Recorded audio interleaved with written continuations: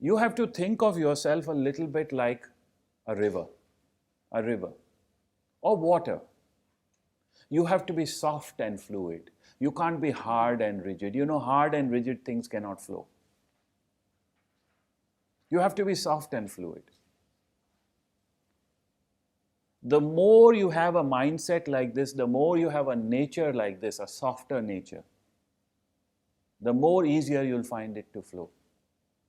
But remember, soft doesn't mean weak. Oh no, soft doesn't mean weak.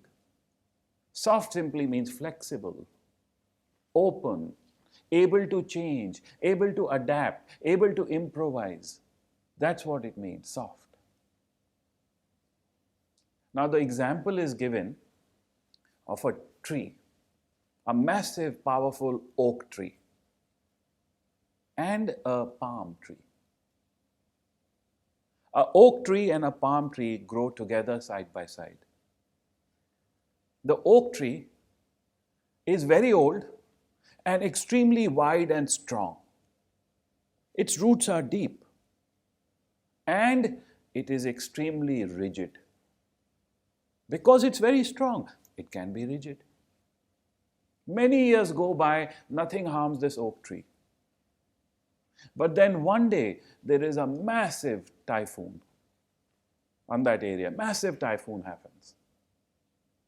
And the force of that typhoon is so much that it rips up all the trees around this oak tree. Now the oak tree is extremely worried. What's going to happen to me? What's going to happen to me? He can see it coming, all the other trees being ripped out. He looks at himself and he thinks, look, I am so big and so strong. I think I'll survive. But let me hold on tightly. Let me gather all my strength and wait for this typhoon to arrive because I will have to resist it. So he gathers all his energy and waits. He looks over to his side. He sees the palm tree there. And the palm tree looks so small to him. And it looks so fragile to him. And he says, poor palm tree. I feel sorry for him because he's surely going to die today. Right? He's surely going to die today. He's not going to survive. Now the typhoon comes closer and closer to them. And it hits both of them. And when it hits them, my God, does life change? Oh yeah, it changes. Because the force is so overwhelming. This oak tree has never felt so afraid in his whole life. And fear can give you a lot of energy, you know. So he holds on tightly to the ground with his roots, gathering all his energy, and he holds on with all his strength. But the typhoon is too powerful for him. It is a force of nature. Eventually, his strength wanes. It becomes weaker and weaker. He cannot hold on. Because you know, your strength is something that will keep on decreasing. As life goes, your strength keeps decreasing. It doesn't keep increasing. Come on, are you as strong as you were when you were 18? Are you? You're not, right? As life passes, strength decreases. So even as his life is passing, while he's holding on against that typhoon, his strength is becoming less and less and less. And eventually he feels his roots coming out. He knows he's dying. He's dying.